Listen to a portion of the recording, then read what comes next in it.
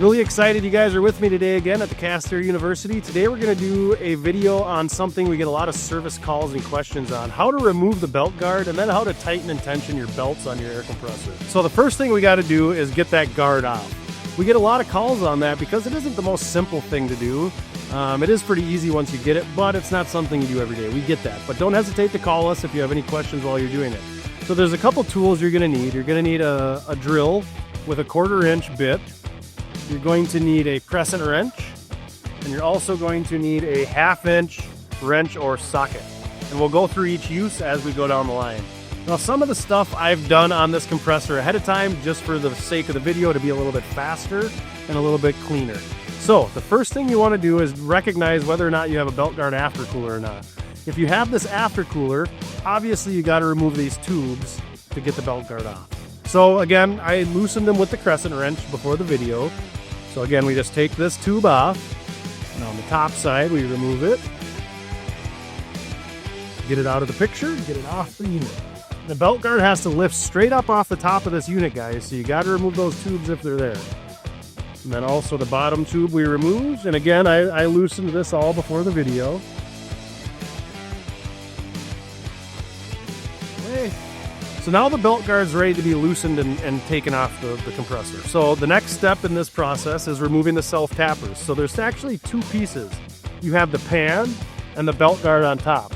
Now the pan is going to stay up on the unit, and I'll show you when I loosen those bolts how it should look. But the first step to getting the pan and the belt guard separated is removing these self-tappers.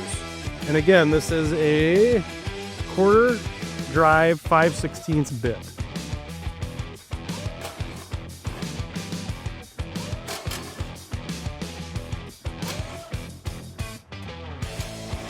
All right, we got the self-tappers out. Now the next step is you take your 1/2 inch wrench or socket and you have to loosen the belt guard pan bolts and nuts so that they're just sitting there and the belt guard and pan are just literally hanging there. So you don't remove these completely. If you take these completely out, the whole thing will fall off. So again, for the video, I already loosened both sides, so we're loose. Now, if it's a C2 pump, which this compressor of a Castair is the 4-cylinder C2, there's a bracket on top. You just have to use an 11/16 wrench to remove that head bolt. Once that head bolt's out, you took the self-tappers out and you loosen those 4 nuts, 2 on each side of the pan. Now the guard is ready to slide off the salvage. That's how you remove the belt guard on a Castair. All right, now that we have the guard removed, guys, when we need to do a belt change or belt tensioning, this is that first step. You got to remove that guard to access the belts in the motor. So now the next step is we got to get the belts off the motor.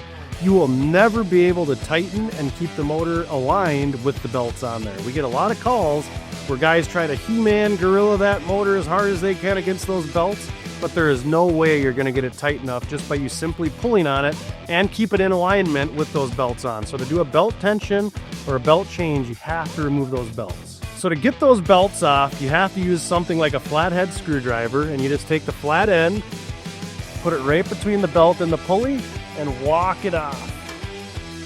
Now this unit is a new unit, so the belts are pretty tight and they're not out of alignment, so it's a little bit tight to get them on and off, but that's how you remove the belts.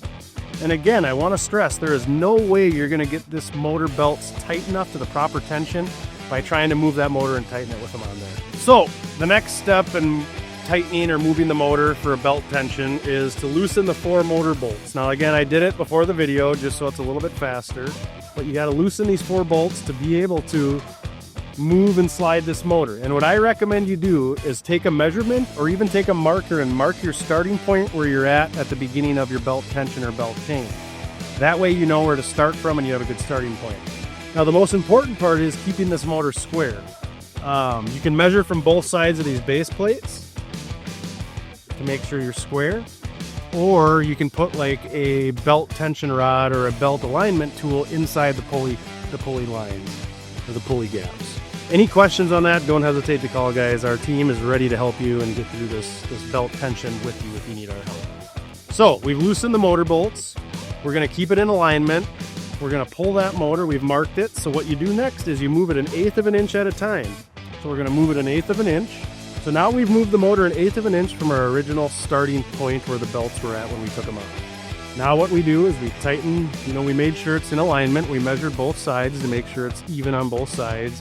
We put our lightning rod and belt alignment tool into the channel to make sure the belt's going to line up with the groove that it's going to ride in on the compressor pump. Now we're going to tighten all 4 of the motor bolts again. So now that we got all 4 of those motor bolts tight, guys, and we made sure the pulley and belt and motor are all still in alignment, we got our starting point. We moved 1/8 of an inch at a time. We're going to walk our belts back on and reinstall that belt guard and tubes, okay? So to get that back belt on, you got to walk it past. You put it into the groove of the back one and on the secondary groove on the flywheel. And you just hold it on the back side and you just got to walk it on. Now watch out when that thing pops in. If your hand or your skin's in there, it can give you a little bit of a bite. Don't get bit by the belt when you're walking it back on. Now we'll do the front belt. Same thing, you just put it over the electric motor pulley first and use the big flywheel to hold it and walk it on. That's how you reinstall your belts. Now with these belts, you want a 1/2 inch deflection with 10 pounds of force. Again, with these belts, the proper tension is a 1/2 inch deflection with 10 pounds of force. When this compressor is starting and stopping, if you're seeing those belts flop around, or it's throwing the belts, or you're seeing a lot of excessive belt dust, wear and tear in the pan, that's probably an indicator that your pulleys are out of alignment and or you need to change your belts. It's time to do a belt change or a belt tension. So now we're going to reinstall that belt guard. The biggest thing with this guard too, guys, is if you see this middle section, that needs to be pinched between the base plate of the air compressor and the pan for the belt guard. So you see this pan right here? That needs to go in between it. So when you're reinstalling, you got to watch that to make sure it gets into that groove. And just like that. And if you notice, the pan pinches the middle part of that guard in between the pan and the base plate. That's the most important part of reinstallation of that guard. Now we take up self-tappers. And be careful when you're reinstalling these self-tappers so you don't strip them out, okay guys? So you go back in, okay, just nice and tight, not too tight where you strip it out.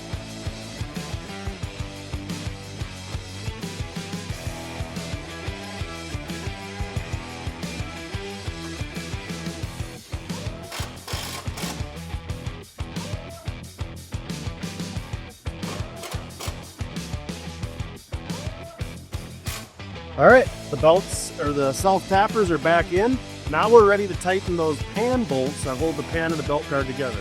And on a C2 pump, what you want to do is reinstall that head bolt. So we come back up here. So again, guys, on the C2 pump, we have this bracket that goes from the pump head to the belt guard just to stabilize it and to keep the belts or anything from rubbing or tipping. So once you do your self-tappers, the next step is to put this head bolt back in. And again, it takes an 11/16 wrench, and the torque specs are on your breakdown. Call us if you have any questions on the torque specs. So once we're done with that, the last step in tightening and getting that belt guard reinstalled is simply to just tighten your pan bolts. So you come on this side, you got to get a 1/2 inch. So again, guys, the last step, once you get the self-tappers in here on a C2 pump, the head bolt back installed for the bracket from the head to the belt guard, then the last step is to retighten your pan bolts. 1/2 inch wrench or socket, all you got to do is start tightening it. And sometimes you'll have to hold it on this side just because it might spin, but it is a self-biting nut. So once it starts to grab and bite into that pan, you shouldn't have to hold it and you'll be able to tighten it. Once you tighten both sides, that's all you got to do to get that belt guard back in place and installed after performing a belt check or a belt change. And then the last item would be reinstalling your tubes if you had to remove them.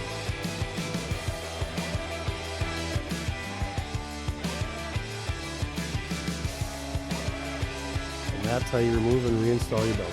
Appreciate your guys' time today. If you have any questions on this install, maintenance video, or any of the others that you've seen at the Castair University, don't hesitate to call us at 320-796-0851.